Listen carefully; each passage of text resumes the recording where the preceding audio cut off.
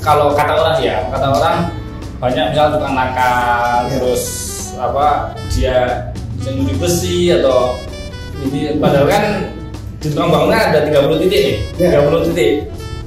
Itu kejadian nggak, dan cara mengantisipasinya seperti apa di kamu? Halo, assalamualaikum teman-teman Sena semua. Balik lagi di Ngobrol setelah lama kita libur terus ngobrol sih, nggak tahu kenapa ya. Mas kenapa libur terus gitu? Karena kita sibuk politik. Iya. Karena Mas Bayu lagi sibuk nyalon kayaknya sekarang ya. Sibuk sesuatu lah Mas Bayu itu. Sibuk nyalon sih. Jadi tim saya sama, aku nggak tahu juga Mas Bayu itu. Akhirnya Ngobrol balik lagi ya setelah beberapa lama, sebulanan lebih kayaknya masih tadi ya. Sebulan lebih, dan akhirnya sekarang kita mengundang salah satu owner tukang bangun. Tahu nggak tukang bangun itu apa? Tukang bangun tuh nanti dijelasin sama Mas Goni. Kita kedatangan Mas Goni sebagai owner dari tukang bangun itu sendiri. Nah, tukang bangun itu apa sih Mas? Langsung. Perkenalan Mas Goni dulu. Panggilannya sahabat Sena. Teman Sena. Teman Sena. Halo, assalamualaikum teman Sena. Perkenalkan, nama saya Mujahid Goni Abdullah.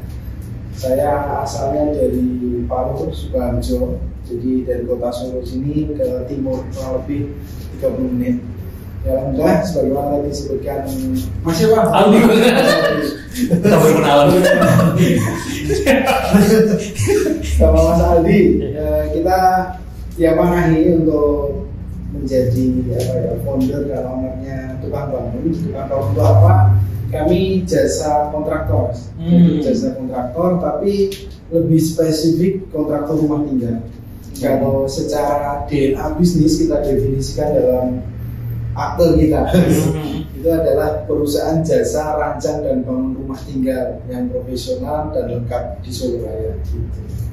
Berarti kalau mau bikin rumah bisa sama Mas Goni. Iya. Jadi kayak dari nol banget, kayak pengen rumah kayak apa gitu-gitu bisa dikonsultasikan gitu ya. Betul. Ya, kita mulai dari proyek baru nol, maksud nol itu teman-teman sudah memiliki tanahnya, kemudian nanti kita ada kerjasama dengan beberapa arsitek, nanti didesainkan oleh tim arsitek itu, kemudian nanti dari tim sipil kita menghitung biayanya. Kemudian singkat ceritanya ketika sudah cocok sama desainnya, sudah cocok sama biayanya, bisa kita yang membangunkan atau merubah. Jadi merubah itu ada renovasi ya. Perubahan yang kecil, perubahan menengah, sama perubahan besar. Jadi misal renovasi itu semacam, ini ada kamar tidur dijadikan studio, kayak gitu bisa. Nanti ada dapur, yang tadi dapur dijadikan tempat makan, gitu. Itu bisa. Atau yang agak menengah biasanya ada tambahan ruangan, jadi tadinya sudah ada, ditambah lagi mas, tambah 2 kamar tidur, tambah kamar mandi kayak gitu. Bahannya ekstrim besar, bisa diluluh-lantakan semua, diratakan bangunan yang lama, dikasih desain yang baru, atau bikin baru. Atau yang ekstrim tadinya 1 lantai dijadikan 2 lantai, itu perubahan yang cukup besar. Nah itu kerjaan-kerjaan kita seperti itu. Berarti spesifik rumah tinggal, maksudnya kalau bukan rumah tinggal maksudnya? Ya, jadi kalau bicara kontraktor itu banyak banget. Ya, kira kalau saya sering istilahkan cara gampang itu warung retail. Warung retail itu ada yang di lingkungan RT, RT kita ada yang jualan kelontong, kita nyebutnya toko kelontong. Kemudian nanti RW itu nanti ada warung, dia agak besar, tapi masih dilayani sama penjualnya. Ya, nanti agak besar lagi sekelurahan ya, maunya mah merek kan Alfamart itu kan sudah swalayan, tapi sudah ber-AC, sudah lampunya sudah terang. Nanti mungkin di bawahnya itu ada sebenarnya yang dia swalayan tapi lampunya biasa aja, belum ada AC-nya, kasirnya juga masih mampu. Nah terus itu nanti sampai ada supermarket, Indogrosir, Super Indo, terus kemudian sampai mall dan sebagainya. Demikian juga dengan kontraktor sebenarnya. Kontraktor itu ada levelnya yang jangan mau bangun langsung ketemu ke tukang. Pak bangun gitu. Itu ya kontraktor sebenarnya. Nanti yang level besar dia ada mandornya. Kita ngomong mandornya, nanti urusan tukangnya yang nyari mandornya, yang baca gambar ke situ kan. Nanti ada pemborong yang pakainya bahasanya wis tak borongnya piro kabeh total gitu, tanpa ada perencanaan desain, perencanaan waktu. Jadi totalnya pokoknya 30 juta, 30 juta siap kita kerjakan gitu. Nah, nanti ada juga yang levelnya mandornya ini sudah bisa membaca gambar. Biasanya dia sudah bisa nyebutin per meter sekian. Nanti kalau kayak gitu per meter sekian, 3 juta kah, 4 juta kah, dan seterusnya. Nanti level lebih ke atasnya dia sudah ada rencana rupiahnya, waktunya, desainnya gitu. Kemudian ini pun dibagi lagi ke segmen itu yang kontraktor itu ada yang kontraktor hanya khusus rumah tinggal atau high risk building. High risk building itu resikonya tinggi. Apa yang resiko tinggi itu kayak gedung bertingkat. Itu resiko tinggi, itu nggak bisa di manajemen nih kontraktor yang warung-warung tadi. Nah itu resikonya tinggi banget. Nah, itu harus manajemennya ya benar-benar. Kebanyakan engineering itu kalau dosen saya mengatakan hard engineer, jadi benar-benar mikirin waktu itu namanya juga sampai luput. Nah itu ada gedung bertingkat tinggi, biasanya lebih dari 3 lantai, kemudian ada jembatan, itu nggak boleh asal kontraktor menggawe jembatan, itu bahaya. Kemudian ada juga kontraktor jalan tuh meskipun hanya menghamparkan aspal ataupun beton, itu ada hitungannya juga. Tapi itu ada hitungannya, kemiringannya, kepadatan bahan aspalnya yang digunakan, lalu traffic lalu lintas yang jalan di situ, siapa saja yang jalan di situ, itu ada hitungannya semua. Itu kan high risk ya. Kalau salah kontraktor tidak resiko. Nah, kita ngambilnya yang rumah tinggal. Kenapa kita ngambil rumah tinggal? Karena ini ya ada resikonya juga tinggi, tapi bukan masuk ke golongan high risk building. Jadi ibarat kata saya tinggal install kontraktor yang levelnya warung-warung tadi, tak install ilmu manajemen, tak install koordinasi proyek yang lebih baik, bisa jadi untuk menghasilkan rumah tinggal yang standarisasi proses pengerjaannya itu menggunakan ilmu engineering, tapi ngerjakannya rumah tinggal. Nah, kita kenapa fokus ke situ ya karena ketersediaan SDM yang kita miliki, kemampuan SDM yang kita miliki, kita ahlinya di bidang itu. Daripada coba-coba high risk building malah berisiko besar, jadi kita fokus ke situ. Dari sisi lain, marketnya itu luas gitu. Kenapa marketnya luas? Karena masih sekarang sudah mulai banyak ya. Waktu kita merintis 2019-2018 belum begitu banyak kontraktor rumah tinggal itu yang di manajemen sebaliknya pelayanan engineering high risk building.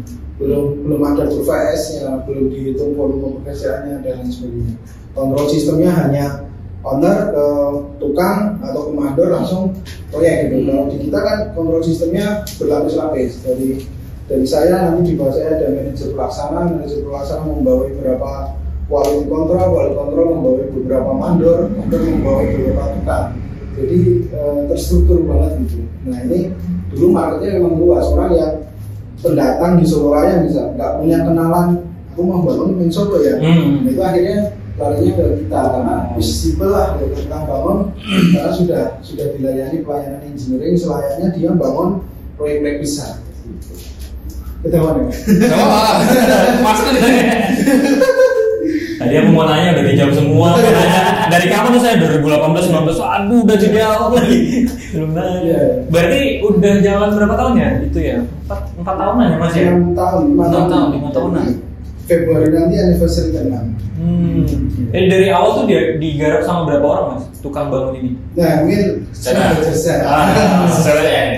jadi kebetulan saya itu teknik sipil. Saya teknik sipil masuk kuliah di 2010. 2010 kemudian di 2010 itu kita belajar di Entrepreneur University dulu. Punyanya Pak Budi Chandra. Nah itu sekitar semester kedua 2011 saya mulai teracuni entrepreneur gitu. Nah akhirnya saya memiliki satu titik temu di mana ilmu teknik sipil ternyata juga mengajari tentang manajemen, tapi manajemennya proyek. Ilmu manajemen kan bicara tentang biaya, mutu dan waktu. Segala proses bisnis pasti bicara manajemen. Bagaimana biayanya kita atur, bagaimana mutunya kita atur, berarti kualitas produknya, kualitas pelayanannya. Kemudian waktu, bagaimana pengirimannya, kemudian bagaimana menyelesaikan sebuah produk kayak gitu. Nah, ada titik sambung di sini. Kemudian 2012 saya mencoba belajar di bisnis propertinya. Jadi saya awal itu malah masuk di developer. Developer. Memang bapak saya ada sumbangsi dari bapak saya, yaitu bapak saya sudah merintis kontraktor ini. Tapi level kontraktornya tadi yang kontrak, warungan. Nggak ada pencatatan uang keluar masuk, nggak ada manajemen. Ini harus selesai kapan? Komen harga atau biasanya dari 30 juta ya, atau 25 juta lah. Jadi bapak saya sudah mulai itu. Nah saya melihatnya kok se ekstrim ini ya. Sedangkan di pelajaran teknik sipil saya nggak boleh melakukan itu. Semua harus by design, harus dihitung dulu, direncanakan dulu baru proyek itu berjalan. Akhirnya dapat ilmu kewirausahaan, saya melihat saya tak ambil jalan lain, yaitu developeran. Nah developeran secara singkatnya, dulu saya ngikut salah satu mantan ketua HIPMI, itu Mas Samsul. Dan di sana belajar Mas Samsul itu saya belajar, dikasih amanah ya banyak lah di situ, belajar sama beliau. Kemudian setelah belajar sama beliau, singkat ceritanya ada sebuah tanah yang saya bisa kelola sendiri lah gitu. Waktu itu juga ditawarin, Mas gara-gara UMP tak coba di dewi gitu. Berarti bangun rumah. Kita ngafling tanah Mas. Jadi ada tanah seluas 1.300-an, kita potong-potong gitu Pak. Selama ikut Mas Samsul juga kegiatannya seperti itu. Jadi diajak negosiasi tanah, kemudian nanti kita buat plan-nya, kita hitung biayanya, kita bangun, kita jual gitu, atau jual dulu baru dibangun. Nah banyak belajar kita dari sana. Akhirnya saya memutuskan untuk usaha sendiri developeran. Memang tidak sesingkat itu. Sebelum ketemu Mas Samsul itu saya sudah berkeliling-keliling untuk jadi marketing properti waktu itu. Memang perjalanannya panjang lah untuk bisa saya ketemu Mas Samsul itu.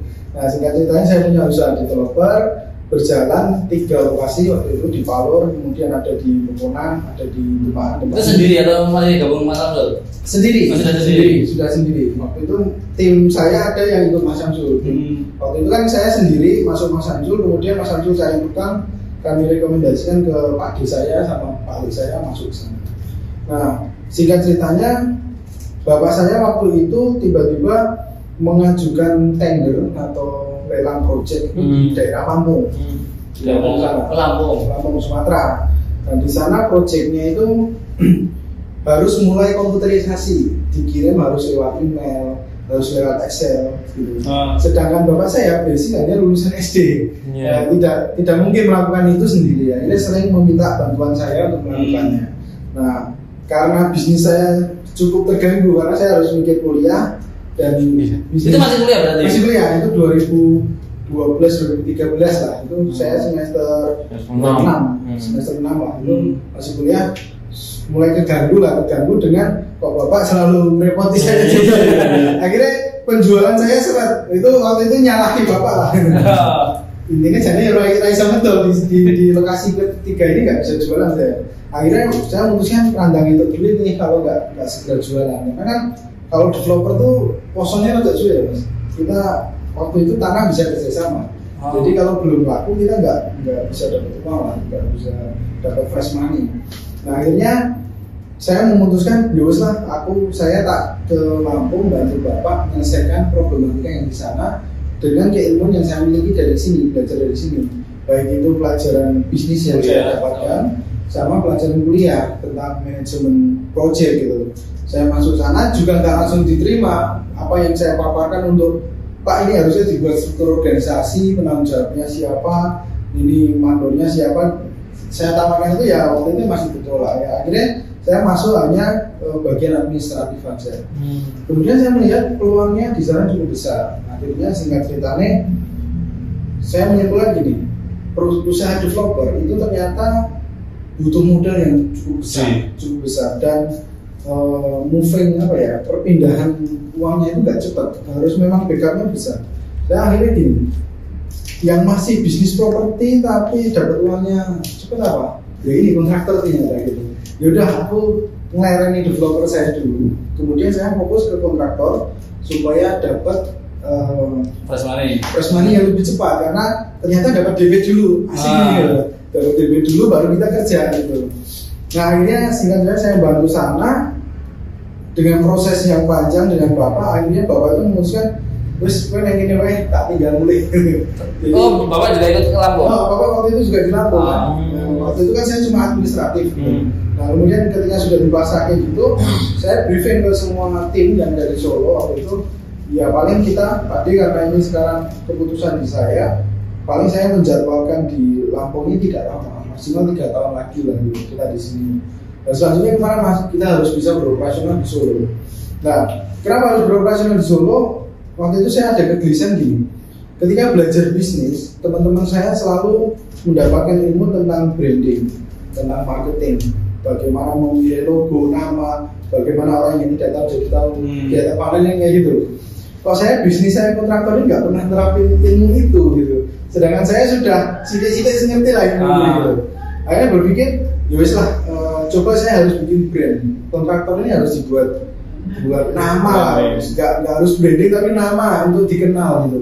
Ya akhirnya kita mencoba teman-teman yang di Solo, yang bisnisnya kuliner, bisnisnya fashion, itu aja bisa menerapkan ilmu itu. Berarti yang kontraktornya harusnya bisa. Jadi dengan tekad itu, dengan semangat itu, saya bikin tukang bangun ID gitu. Tapi ya memang sejarahnya panjangnya setelah saya nikah. Setelah nikah 2018 akhirnya memutuskan untuk bikin brand. Saya sudah pulang dari Lampung. Belum mas. Jadi waktu itu saya mencoba bikin brand dulu, promosi dulu. Waktu itu memang corone pakai circle terdekat lah untuk mempromosikan jasa kontraktor. Waktu itu kan kita selama mengerjakan di Lampung tuh nggak memperkenalkan diri usaha kita itu ke tetangga kita, ke keluarga kita, ke circle kita nggak pernah. Iya maksudnya ini kayak bapak itu kan kontraktor gitu ya? Iya, ini ngomong kontraktor, tapi nggak pernah promosi, nggak pernah promosi. Akhirnya langkah pertama kita promosi dulu, promosi mengenalkan keluarga, mengenalkan dia kirim broadcast lah sih, di sini gampangin dulu. Nah akhirnya singkat ceritanya saya ngomong sama Pak, ini setelah ini 2018 saya mau targeting ke Solo. Tapi caranya untuk proyek waktu itu kan kan khawatir ya. Nah orang yang gue jalur seperti itu maksudnya jalur lelang, kemudian jalur itu tender, itu bagaimana cara dapetin proyek? Ya ngapunten, karena bapak belum tahu ilmu tentang marketing, jadi ya mentok gitu. Iya, naik Solo itu proyek karena di Solo dianggapnya nggak punya channel.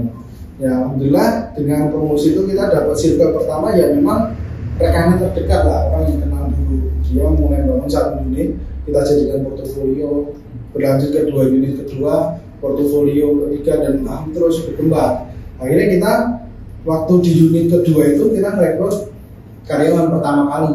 Karyawan yang bukan tukang. Yang bukan tukang. Yang tukang kan udah ikut ya. Tukang udah ikut. Dan bukan tukang yang memenuhi struktur organisasi kita. Waktu itu kan ada 4 pilar bisnis tapi yang kita isi yang operasional dulu kan itu. Nah kita merekrut arsitek.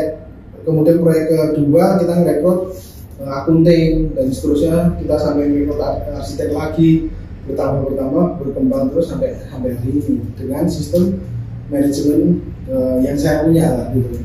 Nah akhirnya saya melihat tukang bangun itu by design memang, by design mesti dipikir gesek lagi dijalani bisnisnya, lagi bikin bukan by insiden gitu.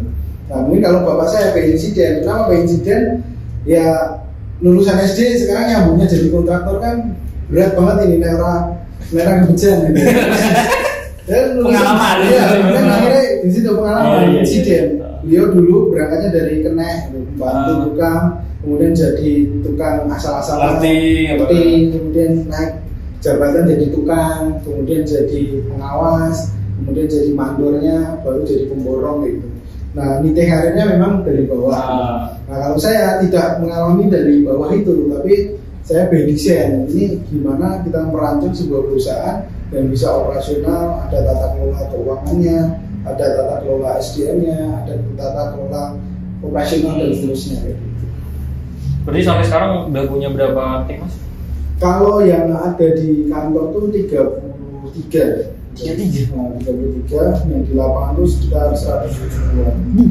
Berarti 33 itu yang operasional kantor ya, bukan. Terus yang 100 itu yang lapangan kan itu ya. Di kantor itu terdiri dari ada arsitek, sipil, terus ada drafter, keuangan, HRD, marketing, gitu. Komponen-komponen yang memang tidak langsung terhadap proyek. Kalau kantor ada sih yang langsung ke project kan, tim struktur di pelaksana itu lapangan ya apa? Pelaksana itu gini, ada pengawas itu tentunya dia langsung ke project tapi bukan tukang lah, dia Mandor, beda. di atasnya mandor. Dia lulusan teknik sipil. Auditor. Quality control. Quality control. Itu ikutnya sebenarnya karyawan kantor. Cuma memang 90% kegiatan di lapangan. Dia ini ke proyek-proyeknya gitu ya. Nanti ke kantor itu paling pas review mingguan. Dia memberikan report ke manajernya untuk di review. Standar kita ya seperti BMW itu tadi, biayanya gimana, modulnya gimana, waktunya gimana. Jadi dengan adanya kontraktor yang suntik dengan manajemen itu, pada akhirnya sekarang kalau kontraktor biasanya cuma ngerjain satu proyek gitu ya, terus proyek ini selesai balik ke sini gitu ya. Nah, dengan adanya itu berarti Kambang itu proyeknya bisa lebih dari 1 atau 2 atau 3. Ya. Paling banyak itu berapa?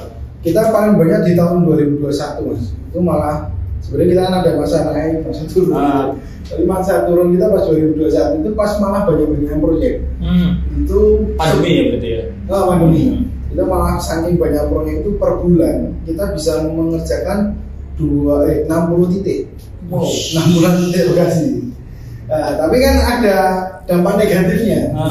Saat kita mengerjakan 60 titik lokasi, sedangkan kita itu menghitung karena by design tadi mas, sebenarnya kita sudah bisa menghitung maksimal berapa sih titik yang harus kita kerjakan. Karena by design kita bisa menghitungnya. Sebenarnya hitungan kita itu cuma di 30 titik, tapi karena permintaan market yang tinggi, akhirnya dan pada itu belum rame ya pada waktu itu ya, maksudnya kontraktor kompetitornya belum banyak, belum bermunculan ngetok lah gitu, belum ngetok. Mungkin sudah ada tapi yang mulai terhadap iklan, terhadap Instagram, digital itu belum banyak waktu itu. Jadi akhirnya buta. Nah buta kan pertanyaan happy problem. Mau saya tawaran duit terlalu semua kita iyakan gitu, kita iyakan. Nah ternyata itu menyalahi prinsip kita. Lain namanya by design kan kita struktur itu udah tahu bahwa kekuatan kolom balok ini sudah diperhitungkan untuk 2 lantai. Nah kalau 2 lantai terus dikasih 6 lantai, pasti ada kolabnya entah baloknya yang runtuh, entah kolomnya, entah pondasinya yang terjadi kegagalan. Jadi kita ngalami itu. Jadi kita sudah ngitung nih sebenarnya hanya 30 titik yang harusnya kita kerjakan. Tapi waktu itu kita mengerjakan sampai 60 titik. Akhirnya apa ya, mesin keuangan manajemen cash flow kita berantakan. Karena kan nota yang harus kita kelola makin banyak. Kemudian uang yang harus mengalir di proyek pencatatannya harus banyak. Itu pasti pertama ada luputnya di situ. Keduanya tentang logistik, suplai material, suplai bahan baku itu terlambat di proyek-proyek itu. Karena harusnya kita hanya mampu mensuplai 30 titik, harus mensuplai 60 titik. Jadi ada beberapa titik itu nunggu bahan. Akhirnya banyak tukang yang telat bahan. Nah, itu juga tukangnya komplain kalau telat bahan itu mereka kan nggak bisa kerja. Nah, itu ketika mereka nggak bisa kerja, itu ya kita terjadi loss cost lah. Uang yang hilang itu cukup banyak. Nah, itu soalnya dia gaji harian. Jadi karena nggak kerja, karena salahnya kantor nggak segera ngirim material, bukan salahnya tukang nggak mau kerja. Ini beda. Kalau tukang nggak mau kerja kan berarti itu harus error. Kalau ini kan salahnya kantor, kenapa materialnya nggak segera dikirim? Kita sudah terlanjur masuk nih, sudah datang di lokasi, maka nggak segera dikirim. Nah kemudian problem yang kedua tentang quality control, kualitas dari bangunan yang harusnya kita selesaikan. Nah itu akhirnya Allah juga misal dimensinya harusnya cukup 30x30 karena banyaknya titik belum sampai diawasi, sampai di titik itu harus dikerjakan 40x40. Ada gap volume sendiri, akhirnya jadi jebol di sini. Akhirnya kita mengalami drop, collab di tahun 2021 itu titik. Padahal rame. Karena rame itu happy problem. Kita seneng lah untuk proyek oke, tapi resikonya besar. Nah kalau sekarang dengan kapasitas yang kita miliki itu, ya kita komit terhadap 30 titiknya aja. Gitu. Kalau udah itu tolase ya, gitu. Akhirnya ngantri ya. Nah gitu. Tapi akhirnya gini mas, kita menggeser market lah. Gitu. Dulu juga kita belajar segala bentuk market kita iakan. Oke, siap bu, ya berangkat survei langsung dikerjakan, langsung diiakan lah. Sekarang kita coba menggeser market tuh pakai rumus Pareto 80-20 gitu. Ternyata yang kita pelajari yang menyumbang 80% omset kita itu hanya dari 20 proyek besar ini, dan yang 80 proyek lainnya itu nyumbangnya cuma 20% omset kita. Nah, kita coba geser market ke yang kelas menengah ke atas saja gitu. Yang fokus benar-benar bangun rumah baru. Nah, akhirnya kita program seleksinya gitu. Nah, kalau yang renovasi gimana? Renovasi yang dulu langsung diiakan, kita coba lihat kasusnya dulu, kita survei dulu atau ini problemnya serumit apa dulu. Kalau kiranya itu malah membebani manajemen kita, ya kita sampaikan baik-baik bahwa kita belum bisa mengerjakannya gitu. Tapi kalau masih memungkinkan dengan biaya yang dia bayarkan dan manajemen itu kiranya itu masih masuk dalam 30 titik tadi, ya nggak apa-apa. Tapi kalau nggak bisa ya kita ngomong nanti, ini mungkin renovasinya bisa kita lakukan nanti di bulan Maret atau April. Berarti delay gitu ya? Delay. Ngantri dulu. Kalau mau ngantri bos. Kita fokuskan ya, bukan pilih-pilih, ya memang milih. Kita fokuskan ya menengah ke atas karena ya ini demi kesehatan bersama. Karena kalau terjadi kerugian itu yang jadi korban tidak hanya perusahaan saja, bukan hanya ownernya aja, karyawan juga jadi korban. Kan mentalnya mereka akhirnya, wah aku harus kerja, ternyata bisnisnya nggak sehat, itu kan mentalnya kena juga. Kemudian customer juga, jangankan mengharapkan customer delivery customer experience yang bagus. Wong kita mikir operasional supaya sehat aja, waktu jatuh itu susah. Akhirnya customer juga dikorbankan, pelayanan kita kurang ramah, kemudian mereka juga ya ikut dikorbankan. Maka biar sama-sama enak ya kita harus ambil pilihan, tidak semua proyek terus kita terima, kita harus coba dulu gitu. Menengah ke atas tuh senilai bro. Kalau nilai itu kita kan mengkategorikan 4 kelas mas. Ada A, B, C, D. Nah kelas D ini maksimal 250 juta. Maksimal 250 juta. Kalau kelas C itu maksimal 500 juta. Jadi 250 sampai 500 juta. Nah yang menengah ke atas itu kelas B sampai A. B itu berapa? 500 sampai 1 M. Kemudian A itu ya 1 M ke atas gitu. Yang paling gede sejauh ini ada mas? Ada, kita pernah mengerjakan satu rumah itu nilai kontraknya 2,5 M. Di Solo itu ya? Di Solo. Berapa lama kerja gitu mas? Sekitar 8 bulan. 8 bulan ya? Iya 8 bulan. Proyek tercepat tuh dikerjain berapa lama sih mas biasanya? Ya itu tergantung ininya ya? Tergantung nilai rupiahnya, tergantung desainnya, tergantung luasannya, pembayaran, lokasinya. Pembayarannya ya? Kalau pembayaran tergantung kesepakatan awal. Jadi kalau kesepakatan awal sudah disepakati, kita nggak ngarang terhadap waktu. Tapi kalau pembayaran yang misal kita sudah sepakat ternyata di tengah jalan, itu nanti baru di pengharapan terhadap waktu. Tapi alhamdulillah selama ini karena kita mencoba edukasi dengan baik, jadi klien-klien kita itu baik-baik juga, jadi tetap komit juga. Kita juga terus komit juga.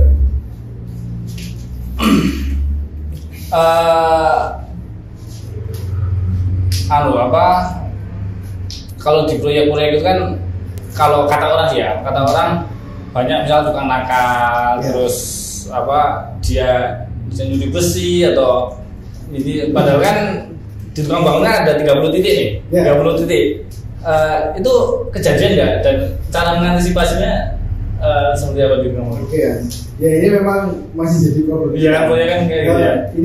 Ini kejadian juga mas. Jadi di kita pun belum steril hal kayak gitu, karena ngapunten, kita ranah edukasinya tuh untuk teman-teman tukang dan mandor di bawah itu kan level pendidikannya rendah ya, bukan lulusan SMA atau S1 gitu, bahkan yang SMP pun masih jarang-jarang yang kerja di bangunan.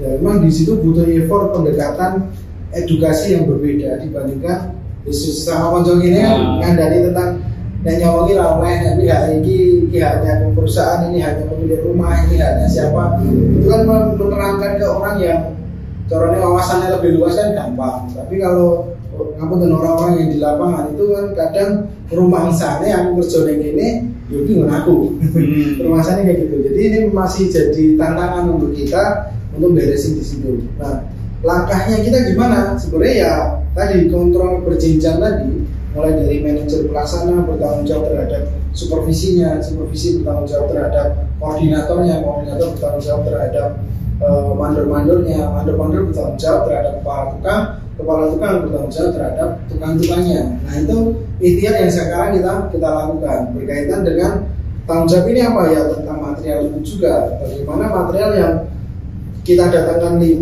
harusnya kepasang 5, kalau kepasang 4 1 harusnya kembali kayak gitu.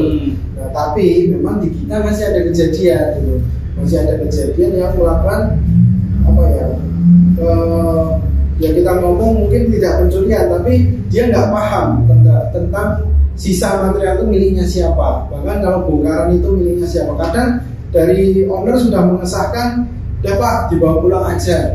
Tapi sebenarnya kan juga akadnya itu tidak terhadap ownernya. Tukang ini akadnya dengan kita. Harusnya ketika mau membawa pulang material, baik itu bongkaran, harusnya konfirmasi ke kantor dulu. Nah, tapi ini masih terjadi. Nah, akhirnya kemana? Langkah ikhtiar terakhir kita ya kita melakukan edukasi terus-menerus, ya, pendidikan terus-menerus, memberitahu bahwa ini kita project seperti ini yang boleh dibawa pulang, ini yang nggak boleh. Termasuk kita menawarkan namanya bank sampah. Bank sampah ini siapa nanti proyek yang bisa mengumpulkan rupiah dari sisa proyek sampah itu kita kumpulkan ke manajemen kita, nanti kita konversi detail rosok gitu. Nah ini nanti uangnya kembali ke mereka. Sebenarnya hanya kita mengkoordinir supaya sampah-sampah itu tidak dijual sendiri-sendiri, tapi kita bantu untuk manajemen nanti uang yang kita hasilkan dari bank sampah ini untuk kesejahteraan mereka lagi. Nah ini memang jadi program kita di tahun 2023 sampai 2024. Walaupun belum berjalan maksimal karena apa? Ada pihak ketiga, siapa? Klien gitu. Karena kadang kliennya jual dewe. Mengesahkan sendiri. Padahal klien rumahnya aku sih bayar tukang bangun, jadi ya nggak apa-apa dipek tukang bangun nggak apa-apa mas, di lemari ini dombleng apa-apa gitu. Tapi kan secara urutan akad nggak kayak gitu. Akadnya klien akadnya sama kantor akad sama yang di lapangan gitu. Jadi tidak boleh terjadi lompatan. Nah, ini kita juga akan melakukan edukasi terhadap customer supaya tanggung jawab terhadap barang-barang di sana itu biar kami yang di kantor gitu, jangan langsung diberikan tukang, karena khawatirnya itu nanti akan menimbulkan pendidikan dikiranya tukang karena klien membolehkan asal bawa pulang semua barang yang milik klien, itu kan berbahaya. Jadi kita melakukan kontrol terus lah. Berarti kan minum dulu mas. Oh iya. Kristalin nih. Kristalin ini sponsor dari Mas Soli. Rusali. Rian. Distributor Kristalin Solo nih. Proyek tuh biasanya kalau rame tuh di musim-musim apa sih? Ada musimannya juga nggak sih? Ada. Biasanya pas apa sih? Low season sama peak season kita itu juga sama dengan low season, peak seasonnya perbankan.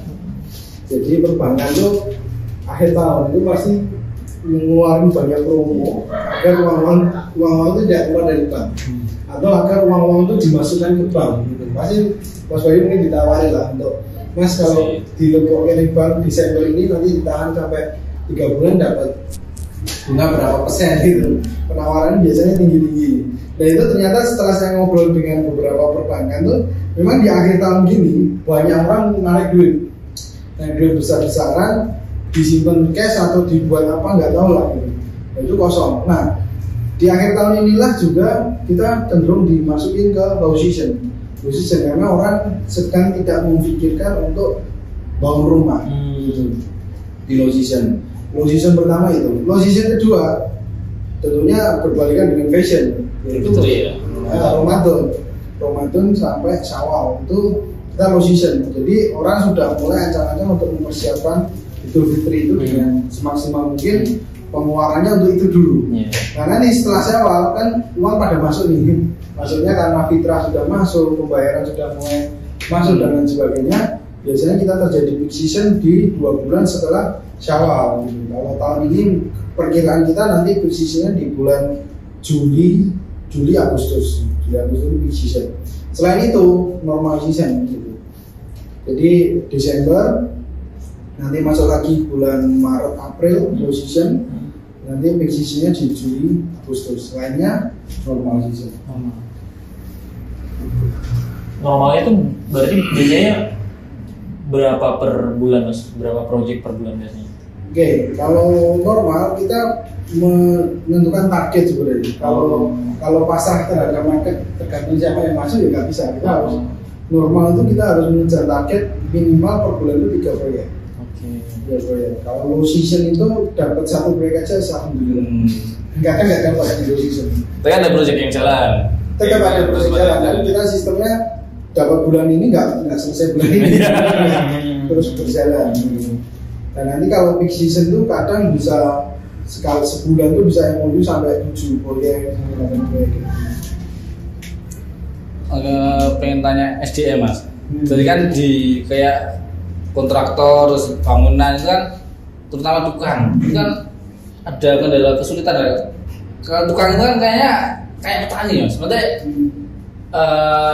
di usia sekarang kita atau usia muda itu jarang yang ingin jadi tukang atau petani lah. Itu jadi problem nggak?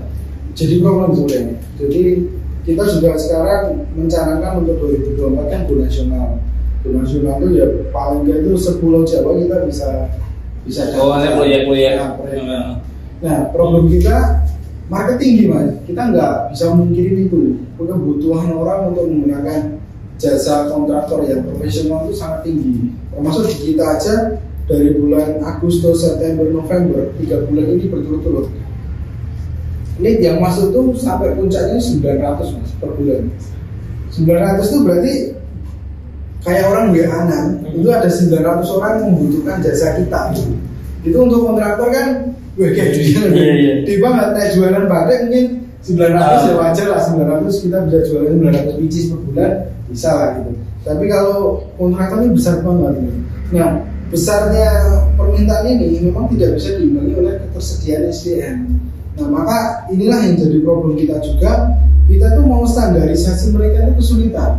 Kesulitannya apa? Mereka mau kita latih, kita training untuk menguasai ilmu disiplin di bidangnya. Misal tentang K3 lah, bagaimana pentingnya menggunakan helm, bagaimana pentingnya menggunakan sepatu. Itu mereka nggak mau, ataupun nggak ada kemauan untuk sana. Kenapa? Bahasanya daripada lu jalur pentai Mas gitu. Jalur pentai gitu. Yang kedua, wah angin-angin aku tak boleh proyek liya sing gampang. Karena dia merasa banyak yang lebih membutuhkan dia daripada kita saja. Gitu. Akhirnya kita mau memberikan pressure terhadap pengembangan diri mereka, terus kemudian jenjang karir itu nggak bisa, Mas. Nggak bisa. Jadi kita problem di sana. Kemudian kita sempat mencanangkan untuk ada ide namanya sekolah tukang. Bagaimana kegelisahan kita melatih teman-teman yang lulusan bangunan. Sebenarnya kan SMK itu ada yang bangunan. Itu untuk kita geser kalau masuk ke sana dengan adanya sekolah tukang itu. Jadi lulus SMK kita masukkan ke sekolah tukang itu semacam BMK lah. Nanti untuk standarisasi, sertifikasi, setelah lulus masuk ditempatkan di proyek-proyek kita. Cuma ini ternyata ya susah. Susah apa? Nah, kalau tukang yang sudah bekerja aja belum distandarisasi, belum disertifikasi, belum ada jenjang karir, kita membuat orang baru juga mau menempatkannya kemana nggak bisa juga. Nah, ini kalau kita kerjakan sendiri nggak bisa. Makanya kita sering komunikasi dengan UMS, di beberapa SMK juga sudah komunikasi. Bahkan SMK juga tertarik dengan program ini, tapi akhirnya ujung-ujungnya tapi sing lulus sih belum rono ya ya ini juga keterlibatan terakhir ya regulasi pemerintah. Kita juga harus mengandalkan itu karena kalau nggak ada regulatornya ya kita susah. Sebenarnya pemerintah sudah mencanangkan untuk sertifikasi setiap item keahlian itu sudah ada. Misal tukang listrik itu ada sertifikasinya, tukang pemipaan itu ada, dan semuanya satu struktur rumah itu ada semua. Cuma ya kita tahu sendiri di Indonesia semua sertifikat itu hanya formalitas. Jangan batuk. Cuma formalitas. Jadi singkatnya orang-orang yang butuh sertifikat itu hanya untuk keperluan izin atau legal, ikut tender dan sebagainya. Jadi Mas, saya tak kayak ini so akhirnya dikompletin untuk kesana. Jadi tidak benar-benar untuk mentraining, tidak benar-benar melatih, tidak benar-benar menstandarisasi orang. Sebenarnya kalau untuk semuanya dibuat standarisasi, itu juga kita punya harga diri juga untuk pengelola SDM ini. Dan sebenarnya juga untung juga bagi tukang-tukang itu dapat jaminan kepastian jenjang karir gitu, orang terus disepelekin terus gitu. Termasuk salah satu kegelisahan kami membangun tukang bangun kan, saya melihat tukang-tukang ini dikumpulkan kalau ada proyek. Kalau nggak ada proyek, mereka dibebaskan suruh cari makan sendiri-sendiri kan gitu.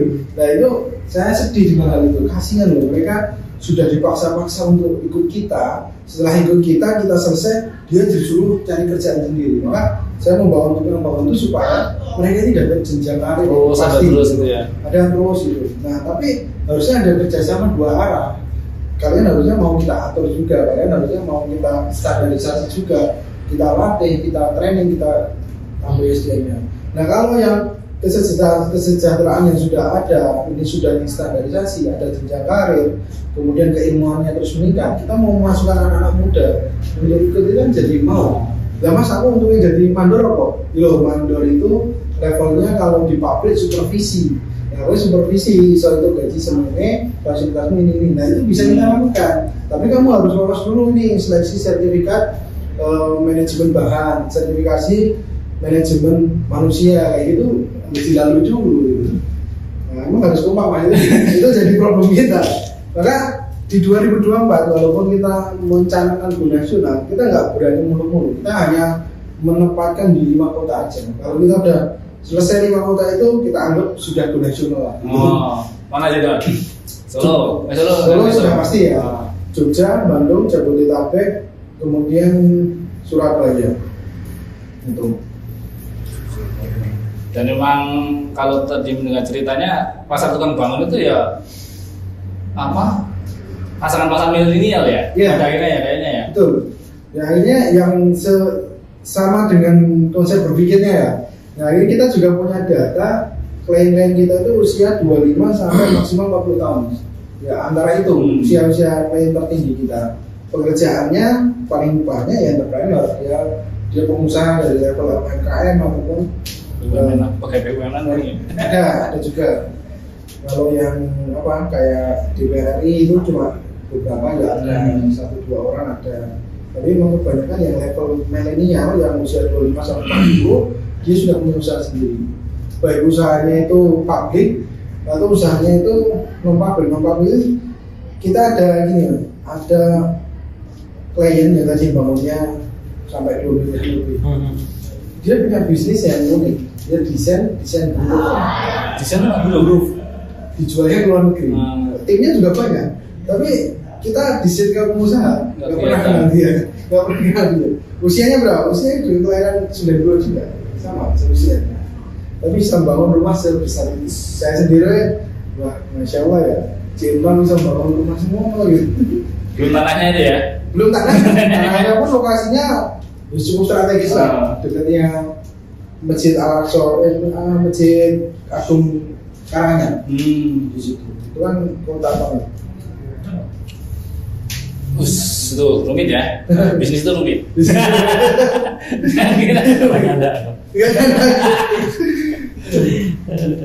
Tapi sebetulnya masih mau tanya lagi?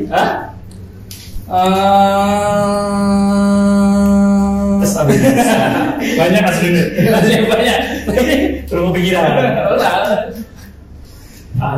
Nah, dari marketing nih.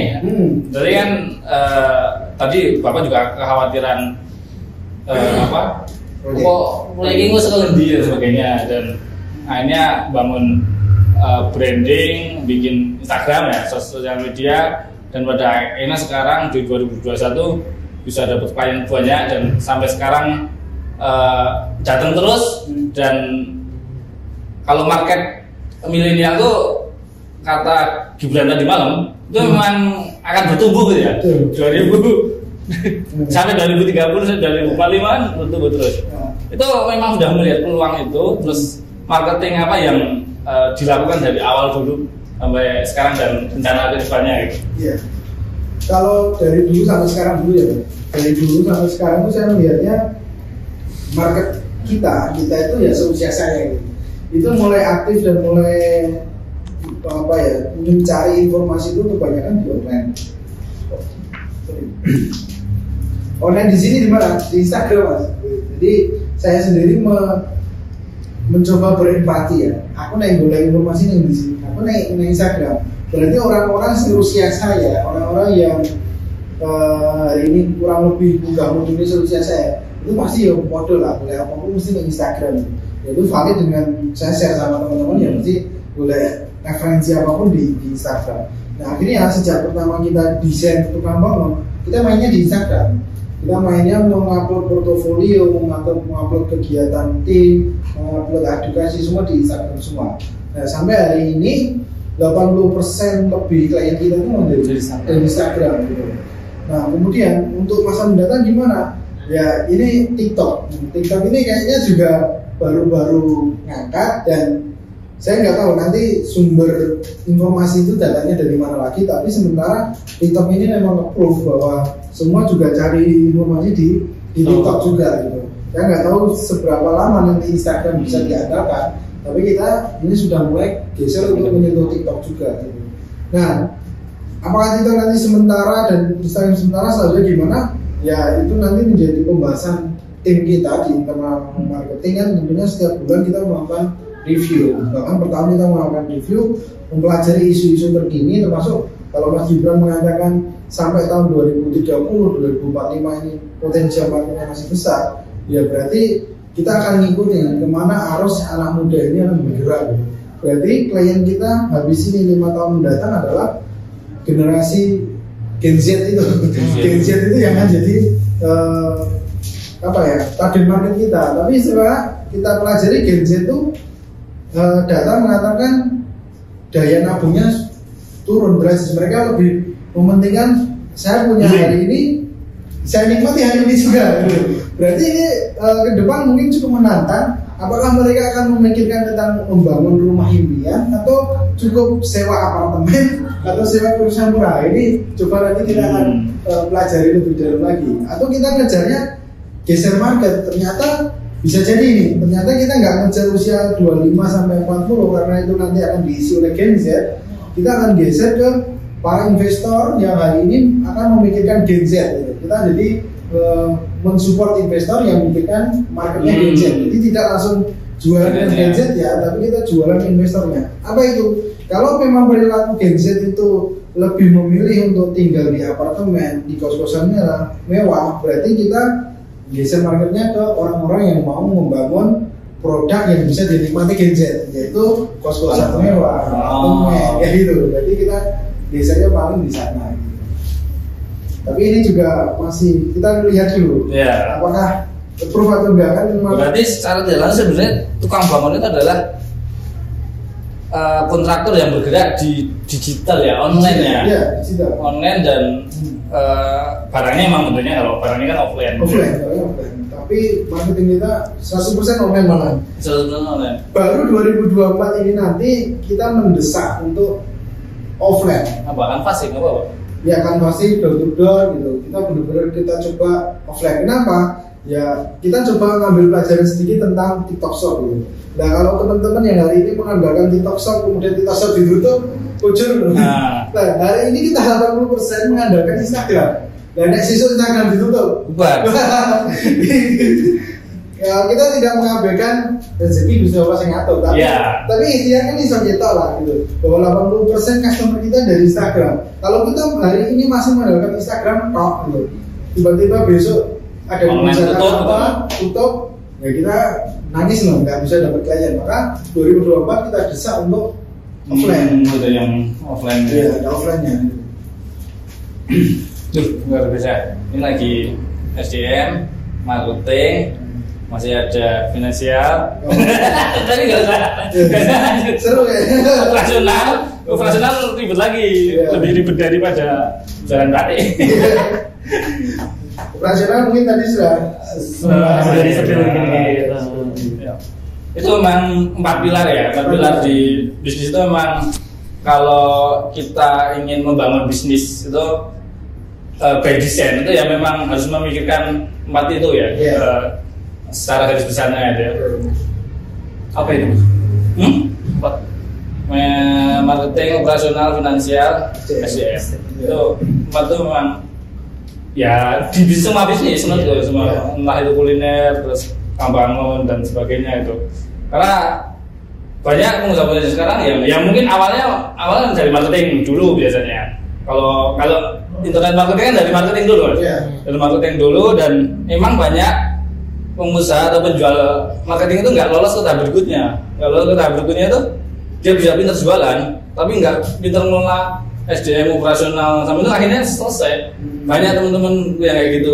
Nah, nanti ini buat pelajaran kita semua gitu ya. Bisnis itu ya harus kompleks, tidak hanya jualan. Mungkin kalau awal memang kita fokus di jualan dulu gitu. Mungkin itu kalau dilanjut kita bisa jalan aja nih. Boleh. Bagian keuangan masih seru ya. Ngurusi cash flow. Iya. Cash flow 30 proyek itu gimana caranya, itu susah itu. Dan saya juga punya pelajaran berharga di bagian keuangan ini. Nah, itu. Kita bahas sedikit aja lah. Asik ini. Itu kita kembali ke 2021 kan, karena overload project tadi kan banyak hal yang akhirnya kena. Mesin 4 pilar itu kan kena semua, operasional kena, keuangan kena, kemudian SDM juga kena, dan marketing juga kena saat itu kan.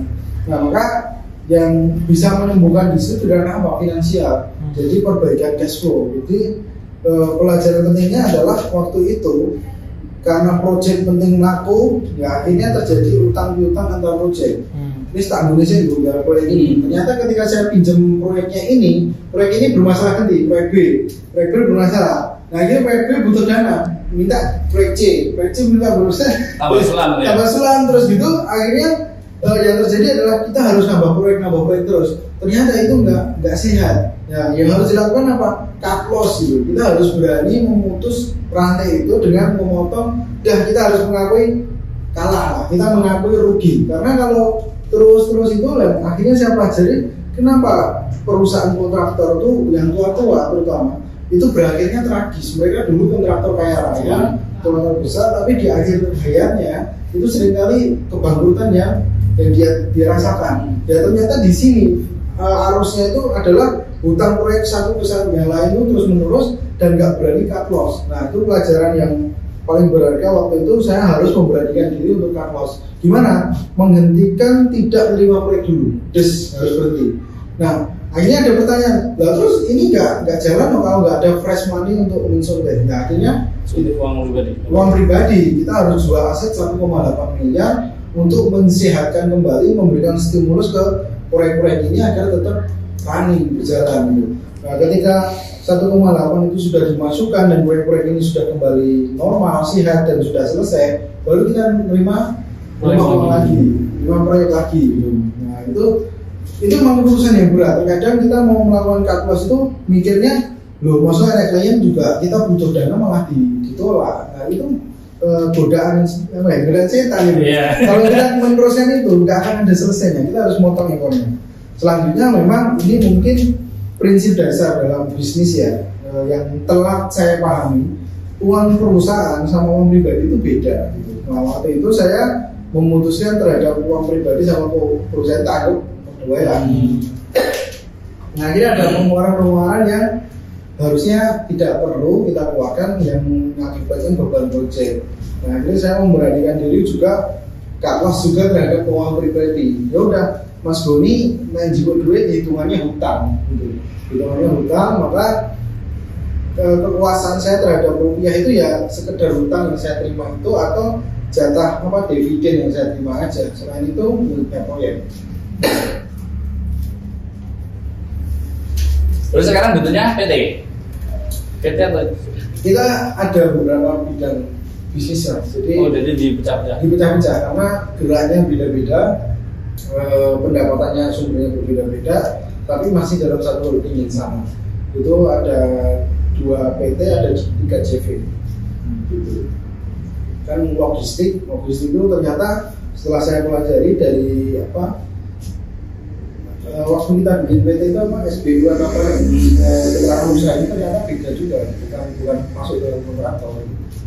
Jadi bayar di internal aja ya, uang itu mengalir di ini aja ya. Betul. Jadi ada jual beli antar PT, antar CV itu ada. Nah, itu juga kedisiplinan finansial tadi juga. Kalau nggak gitu ternyata ya blunder juga kita masih. Jadi keuangannya berapanya? Nah, itu yang saya menariknya gini. Tim keuangan saya itu sebenarnya cuma ada 3, tapi bisa mengelola 5 laporan keuangan, sudah termasuk neracanya dan apa ruginya. Ya itu singkat ceritanya tentang bagian keuangan finansial. Singkat tuh. Singkat Tuh itu. Kalau dapat ditarik kesimpulan itu bagian finansial itu paling penting adalah cash flow. Cash flow, yes. Mati cash flow mati udah. Tadi kan mati ini ya, akhirnya ngambil jalan kan potong terus supply dana segar gitu. Jadi paling dijaga dalam bisnis itu memang cash flow ya kalau dari finansial ya. Sama ini mas, mungkin saya sering ngobrol sama teman-teman yang mau mulai bisnis kontraktor tuh. Kalian ketika memulai proyek senilai 700 juta, jangan kemudian memproyeksikan akan untung dulu di awal sebesar 20% atau 10%, jangan. Tapi malah sebaliknya, proyeksikan kalau proyek itu rugi sampai 30%. Berarti kalau misalkan proyek 700 juta, kita harus punya backup aset atau saving itu paling tidak sebesar 200 juta. Kalau terjadi masalah terhadap proyek ini, kita masih bisa menjalankan bisnis itu. Nah, yang hari ini terjadi kan teman-teman asal ngerti bisnis, asal ngerti, oh ternyata Mas Boni enak itu untuk menjalankan proyek itu, akhirnya ada yang bermasalah, dia nggak punya backup itu. Akhirnya hari ini teman-teman tuh masih terjebak dalam tadi lingkaran setan tadi. Dia mendapatkan proyek nggak untung, akhirnya disolusinya apa? Karena nggak punya backup, solusinya dia nyari proyek lagi yang dijadikan tumbal selanjutnya. Nah, pada proyek ini kan harusnya uang hanya untuk proyek ini dan belum tentu untung juga. Sudah diambil untuk subsidi proyek kedua, pertama. Ini nanti solusinya dia akan menekan marketing supaya dapat proyek selanjutnya. Ini belum beres, nanti marketing akan terus dikejar, brandingnya dibesarkan, iklannya jor-joran untuk dapat proyek-proyek terus, ujung-ujungnya untuk subsidi terus, nggak ada akhirnya itu nanti. Sama kayak haji umrah tuh kan? Haji umrah ya Pak, yang scam kan? Nah iya kayak gitu. Kan nebel-nebel terus ya. Dan itu jebakan yang harus kita sadari dan harus dihentikan lah. Di stop dulu, dan memang kalau mau mengerjakan proyek dari ini, kita mau mengerjakan proyek senilai 2 miliar, paling nggak kita punya 600 juta free gitu. Nanti kalau terjadi itu kita bisa tetap jalan. Itu kalau kita pengen menjalani bisnis ini jangka panjang atau bisa diwariskan. Tapi kalau jalan bisnis hanya untuk gaya-gayaan atau ya udah seusia saya aja nggak apa-apa, itu ya silakan. Dah, itu udah tahu nih, nanya.